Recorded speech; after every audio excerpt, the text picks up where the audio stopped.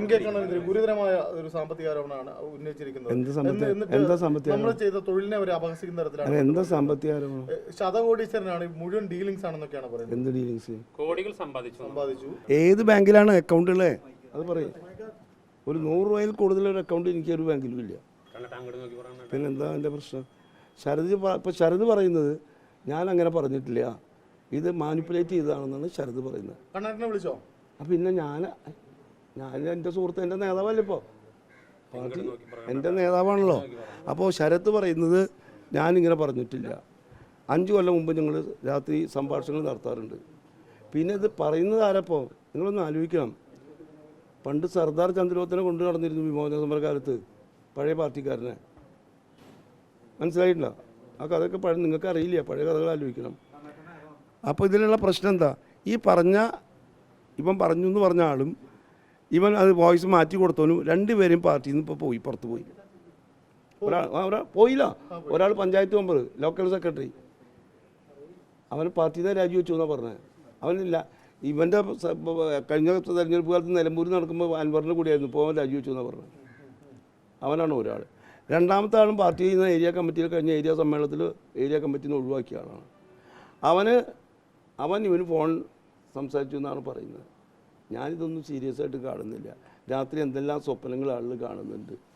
എനിക്കെതിരെ നിങ്ങളൊക്കെ പറഞ്ഞു കൂട്ടിയതിന് കയ്യും കണക്കുണ്ടോ? എൻ്റെ വീടിൻ്റെ പടം എടുത്തിട്ട് 25 കൊല്ലം മുമ്പ് ഒരു ഓടിട്ട വീടിൻ്റെ പടം എടുത്ത് കൊടുത്തിട്ട് ഇത് സൗദ എന്ന് പറഞ്ഞ് പത്രത്തിലൊന്നും ഞാൻ കണ്ടു. എന്നിട്ടൊന്നും ഞാൻ പേടിച്ചു പോയിട്ടില്ല. അതിനുശേഷം ഞാൻ രാജ്യത്ത് ജീവിച്ചു. ഇതൊന്നും എനിക്കൊരു പ്രശ്നമേ അല്ല. എനിക്കൊരു ഉദ്ദേശം ഉണ്ടാവില്ല. നിങ്ങളെപ്പോലുള്ള കുറേ ആളുകൾ കൂടി ഉണ്ടാക്കുന്ന പ്രശ്നമായിട്ട് വേറൊന്നുമില്ല. എനിക്കറിയില്ല, പറഞ്ഞില്ല, ഒരുത്തൻ പാർട്ടിയിൽ നിന്ന് പുറത്തായി, അപ്പോൾ അവനൊരു ഓഡിയോ കൊടുത്തു. നിങ്ങൾക്ക് നല്ല മാർക്കറ്റായി. എന്നെ പട്ടി കടിച്ച വാർത്തയല്ല, ഞാൻ പട്ടിയെ കടിച്ച വാർത്തയാണ്. അതപ്പോൾ നിങ്ങൾക്ക് ആവശ്യം. ഞാനൊരു പട്ടിയെ കടിച്ചാൽ, പട്ടി എന്ന് പറഞ്ഞാൽ നിങ്ങളല്ല പട്ടി, അതൊരു വാർത്തയല്ല. ഞാനൊരു പട്ടിയെ കടിച്ച വാർത്തയാണ്, എന്നെ പട്ടി കടിച്ച വാർത്തയാണോ?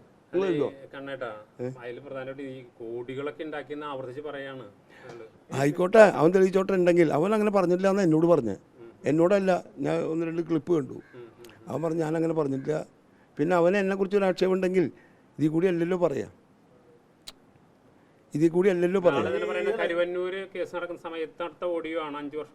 കരുവന്നൂർ ഞാനും തമ്മിൽ എന്ത് ബന്ധം? ED സമർപ്പിച്ച ചാർജ് ഷീറ്റിൽ MK കണ്ണൻ ഇല്ല. നിങ്ങൾ മാതൃഭൂമി ചാനല് എൻ്റെ ഭാര്യ എന്നെയും കൂടി അറസ്റ്റ് ചെയ്യുമെന്ന് പറഞ്ഞ് വാർത്ത കൊടുത്തതാ. ഞങ്ങളുടെ 2 ആളും കൂടി പടം. എൻ്റെ മോള് മസ്കറ്റിൽ നിന്ന് വിളിക്കുകയാണ്, അച്ഛൻ അമ്മ എന്ത് കുറ്റം ചെയ്യുന്നു വെച്ചിട്ട്. പിന്നെ തെറ്റിപ്പോയി, ആന്ധ്രയിലെ കണ്ണനായിരുന്നു എന്ന് ഈ മാതൃഭൂമിക്കാരൻ. ഇതല്ലേ നിങ്ങളല്ല മാതൃഭൂമി. പിന്നെ ക്ഷമ എന്ത് പറഞ്ഞിട്ട് ഇത് ആന്ധ്രയിലെ മുൻ MLA കണ്ണനാണ്. കണ്ടിട്ട് ഇതിനകത്ത് ഈ സാധാരണ ഈ പാർട്ടിക്കാർ തമ്മിൽ സഖാവി എന്ന് വിളിക്കുന്നതിന് പകരം ഡീലേഴ്സ് എന്നാണ് ചെറുപ്പക്കാർ ഇപ്പോൾ നിങ്ങൾ മുതിർന്ന നേതാക്കളെ വിളിക്കുന്നത്. ഞങ്ങളൊരു ഡീലർ വിളിക്കാറ് ഒരു പാർട്ടിക്കാരനും പറയില്ല. എല്ലാം നിങ്ങൾ കാണുന്നത് മുഴുവൻ പാർട്ടിയാവില്ല, പല സൈസും ഉണ്ടാവില്ലോ. ശരത് പ്രസാദിന്റെ ഓഡിയോ ക്ലിപ്പിലാണ് അങ്ങനെ കിടക്കുന്നത്. ഞങ്ങളൊന്നും അങ്ങനെ പറയില്ല. ഞാൻ പറയില്ല. ജില്ലയിലെ സമ്പന്നന്മാർക്കിടയിലെ വലിയ ഡീലർ AC മൊയ്തീനാണെന്നാണ് പറഞ്ഞിരിക്കുന്നത്. എനിക്കറിയാം AC മൊയ്തീൻ അങ്ങനെ എനിക്ക് ആക്ഷേപമില്ല, ഞാൻ കേട്ടിട്ടില്ല. എന്നോട് ഇപ്പം നിങ്ങൾ പറഞ്ഞപ്പോൾ കേട്ടു. കണ്ണേട്ടനും വേറെ ചെറിയൊരു ഡീലറാണെന്ന് പറയുന്നത്. നിങ്ങളൊക്കെ എൻ്റെ അടുത്ത് വരാറില്ലേ ഓരോ കാര്യങ്ങൾക്ക്? അതൊക്കെ വല്ല ഡീലിങ്സ് ഉണ്ടായിട്ടോ? വല്ല ചായ പിടിച്ചു കുടിച്ചിട്ടുണ്ടോ? അങ്ങനെ ചായ കുടിക്കാൻ വരുന്നതല്ല. അല്ല, നിങ്ങളുടെ കയ്യിൽ നിന്ന് വല്ല ചായ ഞാൻ മേടിച്ചു കുടിച്ചിട്ടുണ്ടോ? നിങ്ങൾക്ക് ഞാൻ മേടിച്ചു തന്നിട്ടുണ്ടോ? രണ്ടില്ലല്ലോ. ഈ പാർട്ടി ഓഫീസ് ഇതിൽ ലിഫ്റ്റ് ഉണ്ട്. ഈ ലിഫ്റ്റിൽ വെച്ച് എനിക്ക് പണം തന്നു എന്നാണ് മാതൃഭൂമി ചാനൽ പ്രസിദ്ധീകരിച്ചത്. ഇവിടെ ലിഫ്റ്റ് ഉണ്ടോ? നിങ്ങളൊന്ന് കയറി നോക്കിയാൽ ഇവിടെ ലിഫ്റ്റ് ഉണ്ടോ? മാതൃഭൂമി എന്ന് പറയുന്ന ഒരു പത്രത്തിൻ്റെ ചാനലിൽ വന്ന വാർത്തയാണ്. BJP ഓഫീസിൽ നിന്നാ ചാനൽ. ഇത് സ്വതന്ത്രനാന്നാണ് പറയുന്നത്. അപ്പോഴാണ് വാജ്പേയിയുടെ പടം കാണുന്നത്. അപ്പോഴാണ് ഞാൻ ചോദിച്ചത്.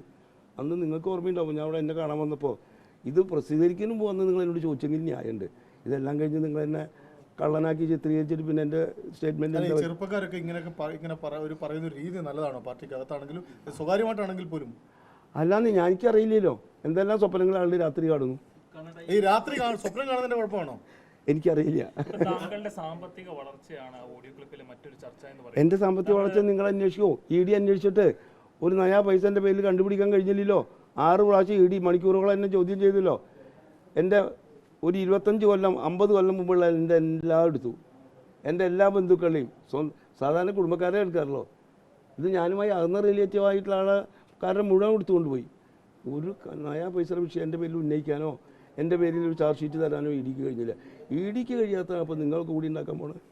കണ്ണേട്ടാ, ഒരു കാര്യം, ഈ നടത്തറയിലെ ചില സർവീസ് സഹകരണ സംഘങ്ങൾ കേന്ദ്രീകരിച്ചുകൊണ്ട് പാർട്ടി നേതാക്കൾ ഇടപെട്ടുകൊണ്ട് വലിയ സാമ്പത്തിക അഴിമതി എൻ്റെ അറിവിൽപ്പെട്ടിടത്തോളം ഒന്നും ഉണ്ടായിട്ടില്ല. അതെ, ആ വിഷയത്തെ ചുറ്റിപ്പറ്റിയാണ് ഈ ഓഡിയോ സംഭാഷണം പുറത്തു വന്നിരിക്കുന്നത്. എനിക്കറിയില്ല. വേറെ ഞാൻ പറഞ്ഞില്ലേ, രാത്രി എന്തെല്ലാം സ്വപ്നങ്ങൾ കാണുന്നു.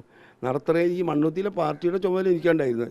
ഞാൻ ഇപ്പോൾ പറഞ്ഞ പോലെ ഞാൻ അങ്ങനത്തെ ഒരു ആക്ഷേപം കേട്ടിട്ടില്ല, ആദ്യമാണ് കേൾക്കുന്നത്. ഈ ചെറുപ്പക്കാർ രാത്രി സ്വപ്നം കാണുന്നത് സൂക്ഷിക്കണമെന്നാണ് പറയുന്നത്. ഞാൻ ചെറുപ്പക്കാർ സ്വപ്നം കണ്ടെന്ന് പറഞ്ഞ് നിങ്ങൾ ഈ പാവത്തിനടുത്തേക്ക് എത്തിക്കണ്ട. ഞാൻ അതല്ല ഉദ്ദേശിച്ചത്. നിങ്ങളും കാണാറില്ലേ, ഞാനും കാണാറില്ലേ, എന്തെല്ലാം കാണുന്നു. കണ്ണു തുറന്ന് നോക്കുമ്പോൾ നാളെ തെറ്റിപ്പോയി എന്നൊക്കെ തോന്നുന്നു നമുക്ക്.